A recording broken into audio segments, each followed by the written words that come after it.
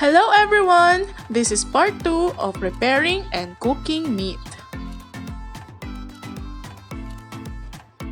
Learning targets. I can discuss the techniques in tenderizing meat. I can explain the procedure in cooking and preparing meat. I can apply the proper way of storing meat. Techniques in meat tenderizing. Number 1. Pounding. It is a meat tenderizing method where the meat is pounded with a mallet. Pounding meat with a mallet is a surprisingly effective way to tenderize meat. The downside is that it can actually work too well, turning your meat into a mush. Number 2. Marinating with acid. Acids can help break down tough meat. Soaking meat in a marinade made with lemon or lime juice, vinegar, or even yogurt can help tenderize tough proteins. The key is not to leave the meat in the marinade for too long. Marinate for 30 minutes to 2 hours, but check periodically to see if the meat is starting to look cooked around the edges. That is how you will know it has been marinating for too long. Number 3. Marinating with enzymes. Enzymes from different fruits like papaya, pineapple, kiwi, and Asian pear help in tenderizing meat. Try pureeing these fruits and add in some seasonings to make a marinade that will leave you with juicy, tender meat. Number 4. Salt.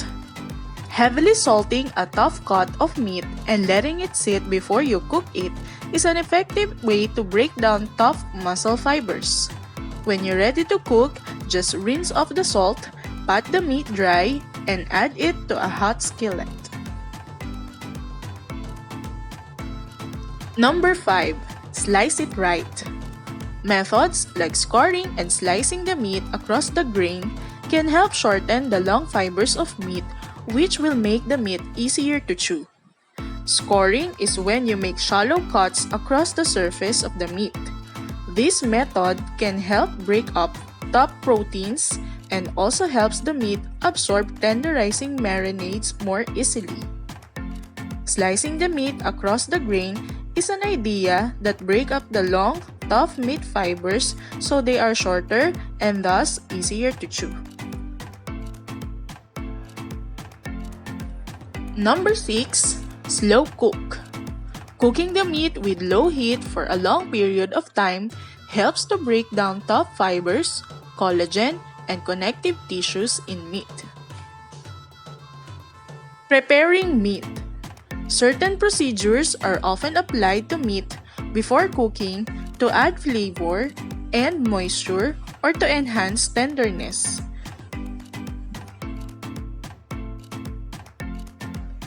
Number 1. Marinating. It is the process of soaking meat in a seasoned liquid to flavor and tenderize meat. A tenderizing marinade contains an acidic ingredient such as lemon juice, yogurt, wine or vinegar, or a natural tenderizing enzyme found in fresh papaya, pineapple, and other fruits. Marinades are usually added to the meat anywhere from 2 to 24 hours before cooking to allow the flavor to penetrate. Smaller pieces of meat take less time than larger pieces.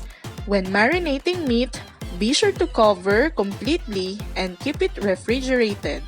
Stir or turn the meat frequently to ensure that the marinade penetrates evenly. Ingredients used in marinade. Number 1. Acid. Acids can create pockets in the meat where flavor enters. Acids also help in softening tough meats. Number 2. Oils. These are used to moisten the meat and add flavor. Number 3.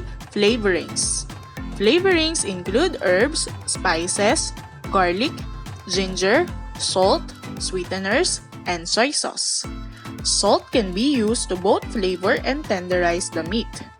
The sugar can give meats a brown color once cooked. Second way of preparing meat is barding. It is the process of covering the surface of meat or poultry with thin slices of pork back fat or bacon. Number 3, larding.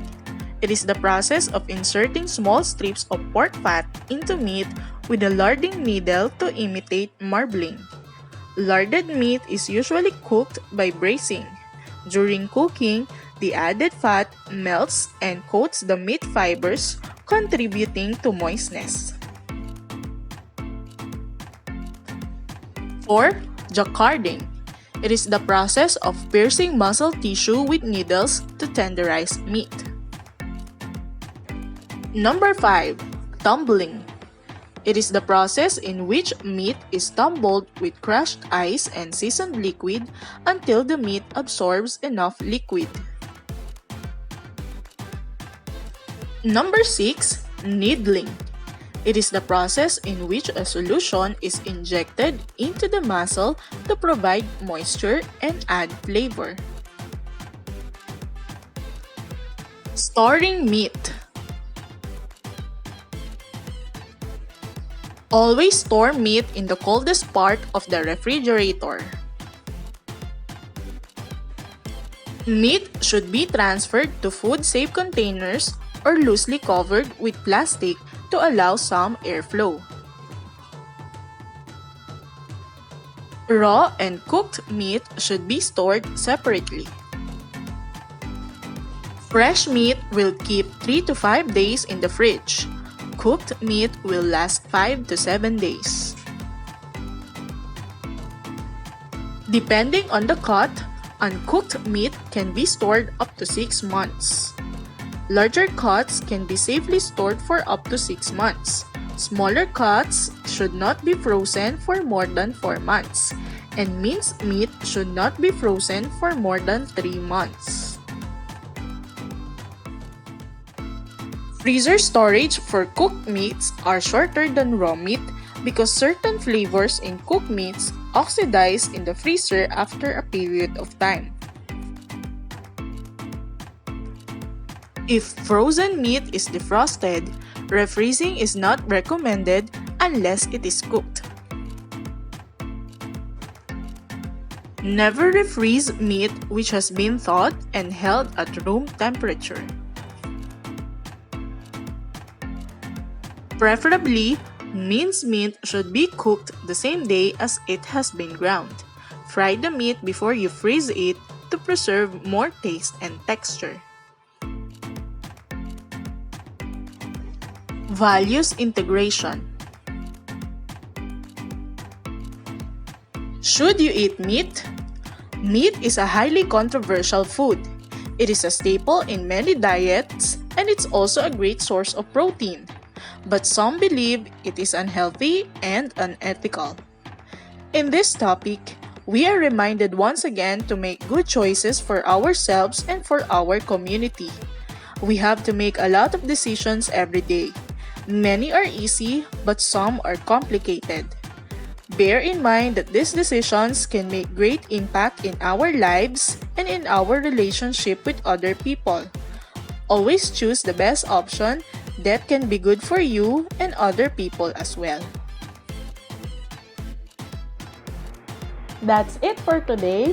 Thank you for watching and see you on the next lesson. Bye!